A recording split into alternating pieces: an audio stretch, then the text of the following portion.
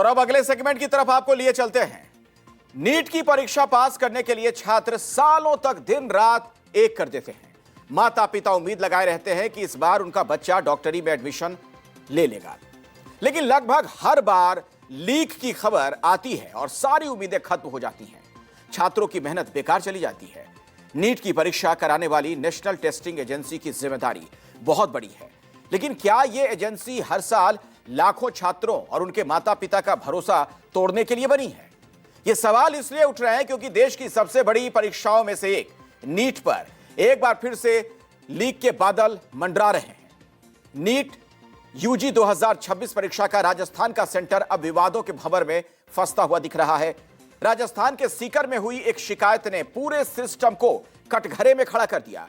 दावा यह किया जा रहा है कि परीक्षा से पहले बांटे गए क्वेश्चन बैंक या गेस्ट पेपर से कई सवाल असली पेपर में हूबहू पूछे गए। राजस्थान पुलिस के स्पेशल ऑपरेशन ग्रुप ने मामले की जांच शुरू कर दी है।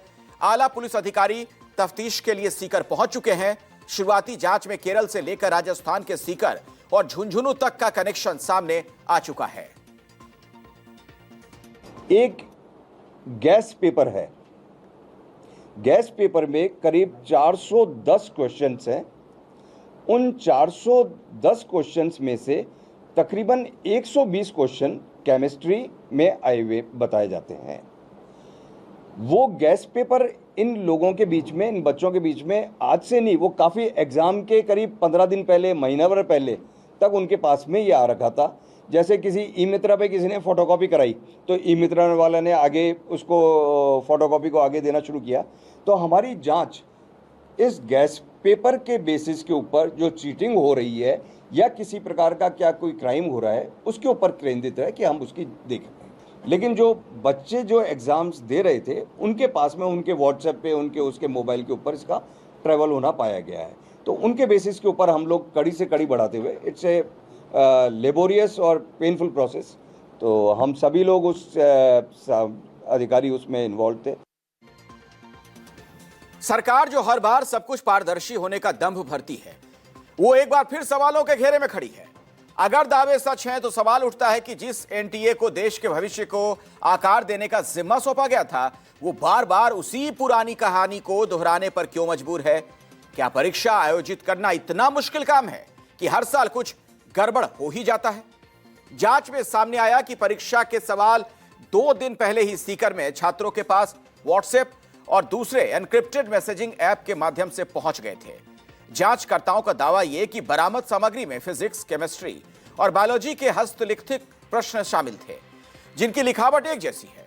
राजस्थान पुलिस के स्पेशल ऑपरेशन ग्रुप की अब तक की जांच में चिंता बढ़ाने वाले कई खुलासे हुए हैं। छात्रों तक पहुंचे कथित क्वेश्चन बैंक में फिजिक्स, केमिस्ट्री और बायोलॉजी के 410 सवाल हैं और ये सभी हाथ से लिखे गए हैं।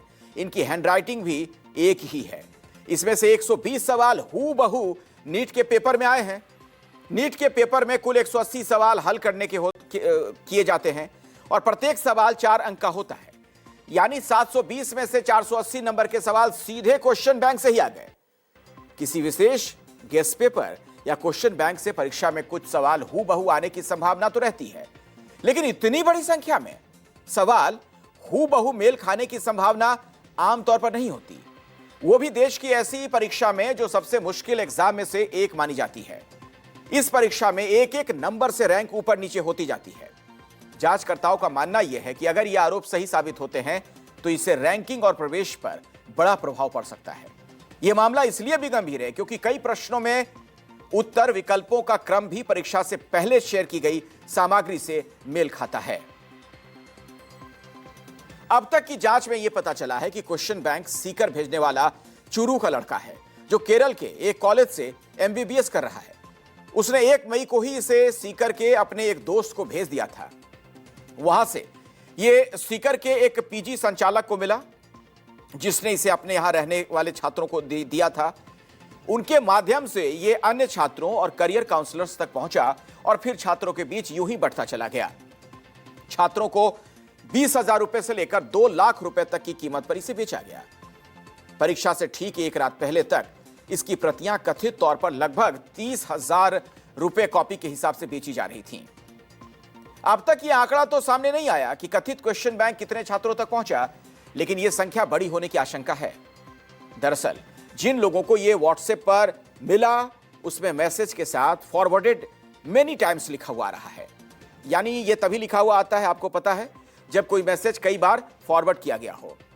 एसओजी को इसके सबूत भी मिले हैं कि क्वेश्चन बैंक को व्हाट्सएप के अलावा दूसरे end to end encrypted instant messaging app से भी भेजा गया। अब इस आशंका से भी इनकार नहीं किया जा सकता है कि प्रिंट आउट निकालकर भी क्वेश्चन बैंक छात्रों के बीच बांटा गया हो। एजेंसी मास्टरमाइंड तक पहुंचने के लिए कड़ी से कड़ी जोड़ रही है सभी संदिग्धों की सोशल मीडिया, चैट और इसके अलावा जो कॉल लॉग्स हैं उसे खंगाला जा रहा है। एजेंसी ये समझ नहीं पा रही है कि इसे पेपर लीक माना जाए या फिर नहीं। इस पेपर इन लोगों के बीच में, इन बच्चों के बीच में आज से नहीं, वो काफी एग्जाम के करीब 15 दिन पहले, महीना भर पहले तक उनके पास में ये आ रखा था। जैसे किसी ई मित्रा पे किसी ने फोटोकॉपी कराई तो ई मित्रा वाला ने आगे उसको फोटोकॉपी को आगे देना शुरू किया। तो हमारी जांच इस गैस पेपर के बेसिस के ऊपर जो चीटिंग हो रही है या किसी प्रकार का क्या कोई क्राइम हो रहा है उसके ऊपर केंद्रित है कि हम उसकी देखें। गैस पेपर का ओरिजिनल कहां से है? वो उसी में हम लोग प्रोसेस में लगे हुए हैं। ऐसा हमारी जानकारी में नहीं आया है कि हमने काफी लोगों से बातचीत करी है कि किस जगह से ओरिजिन हुआ है, कहाँ से क्या हुआ है। लेकिन जो बच्चे जो एग्जाम्स दे रहे थे उनके पास में उनके व्हाट्सएप पे, उनके उसके मोबाइल के ऊपर इसका ट्रेवल होना पाया गया है। तो उनके बेसिस के ऊपर हम लोग कड़ी से कड़ी बढ़ाते हुए, इट्स ए लेबोरियस और पेनफुल प्रोसेस। और सबसे चौंकाने वाली बात तो यह है कि छात्रों ने परीक्षा वाले दिन ही सीकर के उद्योग नगर थाने में शिकायत भी दी थी। लेकिन आरोप यह है कि पुलिस ने मामले को गंभीरता से नहीं लिया। छात्रों से मोबाइल जमा कराने की बात कहकर उन्हें वापस भेज दिया गया। बाद में छात्रों ने दस्तावेज के साथ एनटीए को ईमेल कर शिकायत भेजी। 10 मई को एक बयान में नेशनल टेस्टिंग एजेंसी ने स्वीकार किया कि नीट यूजी 2026 से संबंधित कथित अनियमितताओं की राजस्थान एसओजी जांच की जानकारी थी। नेशनल टेस्टिंग एजेंसी ने कहा, परीक्षा आयोजित होने के 4 दिन बाद उसे परीक्षा में कथित तौर पर गड़बड़ी के बारे में सूचना मिली थी और उसने ये जानकारी संबंधित एजेंसियों को भेज दी थी। एनटीए ने अपने बयान में कहा कि एजेंसियां जो भी निष्कर्ष निकालेंगी उनकी पारदर्शी रूप से जांच की जाएगी और प्रक्रिया के अनुसार उनका खुलासा किया जाएगा। एनटीए ने यह दावा किया है कि नीट यूजी 2026 की परीक्षा तय कार्यक्रम के अनुसार 3 मई को पूरी सुरक्षा व्यवस्था के साथ आयोजित की गई थी।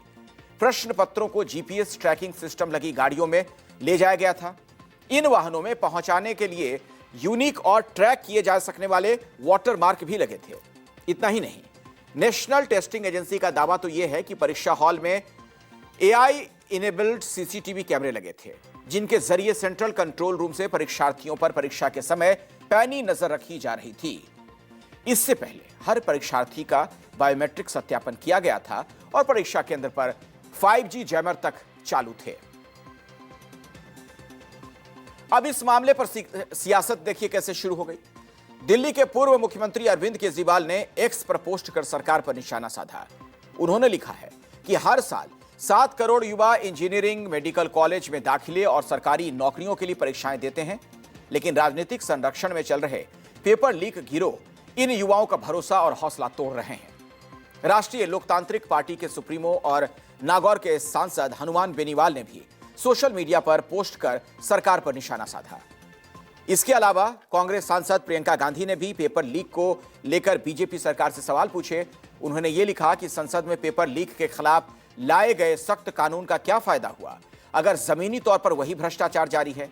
उन्होंने आरोप प्रधानमंत्री नरेंद्र मोदी से सवाल पूछा है कि देश के लाखों युवाओं का भविष्य बर्बाद करने का यह सिलसिला कब तक चलेगा। दरअसल नीट भारत सरकार द्वारा आयोजित राष्ट्रीय स्तर की प्रवेश परीक्षा है, जिसके माध्यम से छात्र मेडिकल और संबंधित कोर्स में एडमिशन ले सकते हैं।